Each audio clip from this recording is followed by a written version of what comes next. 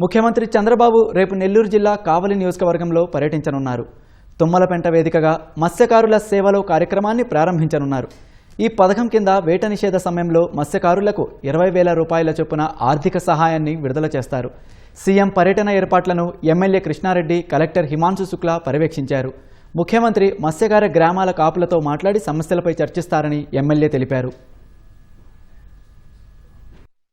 మత్స్యకారుల సేవలో మా ప్రభుత్వం వచ్చిన తర్వాత మత్స్యకారులకు ఇచ్చినటువంటి హామీని నెరవేర్చే క్రమంలో లాస్ట్ ఇయర్ మత్స్యకారుల సోదరులందరూ కూడా ప్రతి ఒక్క కుటుంబానికి ఎలిజిబిలిటీ ఉన్నటువంటి వాళ్ళందరూ కూడా 20,000 ఇవ్వటం, కావలి నియోజకవర్గాన్ని ఎన్నుకున్నందుకు దానికి సహకరించిన కలెక్టర్ గారికి ప్రత్యేక ధన్యవాదాలు తెలియజేస్తూ ఈ ప్రోగ్రాంని జయప్రదం చేసి అందరం కూడా కలిసికట్టుగా దాన్ని విజయం సాధిద్దామని చెప్పి సందర్భంగా అందరినీ కూడా కోరుకుంటూ, ఈరోజు వ్యవసాయదారుడు గట్టు మీద పంట పండిస్తే అన్నదాత అయ్యాడు.